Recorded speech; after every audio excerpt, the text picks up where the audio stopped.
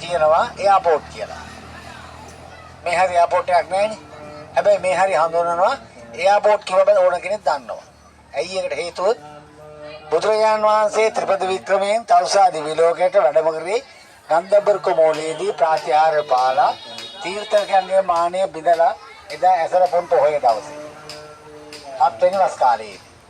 ඉතින් බුදුරජාණන් වහන්සේ ගුවන්ගත වුණේ මෙතන නිසා ඉර්ධියෙන් යනවා කියන ඒගොල්ලන්ට තේරෙන්නේ නැහැ. ඒගොල්ලෝ කියන්නේ එයාපෝට් කියලා. බුදුහාමුදුරු ගුවන්ගත වෙච්ච තැන නිසා. පැහැදිලි?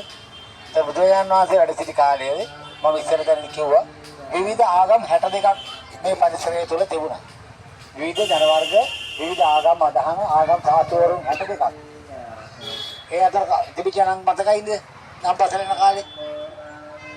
මක්කලි ගෝසාල, අජිත කේසකම්බල, නිකණ්ඨ නාථ බුද්ධ, සාර්ථාත්‍රවරු හිටියා නේද?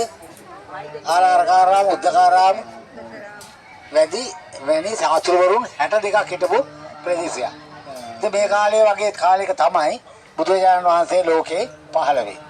මේ මෙහෙම පහළ වුණාම ඒ කාලේ ශාස්ත්‍රවරුන් ඉර්ධියෙන් යන්න පුළුවන්. විවිධ ප්‍රාතිහාර්ය පාන්න පුළුවන්.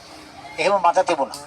මත තිබුණාට අදටත් වැඩිහිටි අය යමක් කිව්වම පිළි අරගෙන ඒ ආගම ගැන විශ්වාසය නිසා එහෙම හිටියට තරුණ පරපුර තරුණ ප්‍රජාව කිව්ව පළියට එහෙම දෙයක් පිළිගන්නේ නැහැනේ.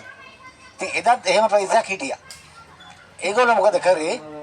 දැන් මේ ප්‍රාතිහාර්ය පාන්න පුළුවන් හොඳට දක්ෂ කටි ඉන්නවා කොට එහෙම කෙනෙක් අපි දැකලා නැහැ දන්නේ. ඒගොල්ලෝ කරා වැඩක්. ඔතනින් එහා පැත්තේ අචිරවතී ගංගාව ගලා බහිනවා කියලා මම කිව්වා වැඩි දුරක් නෙමෙයි ළඟනේ අපි ගිහිල්ලා ඉතින්. ඒ අචිරවතී ගංගාවේ ගහගෙන ආපු සඳුන් අරටුවක්.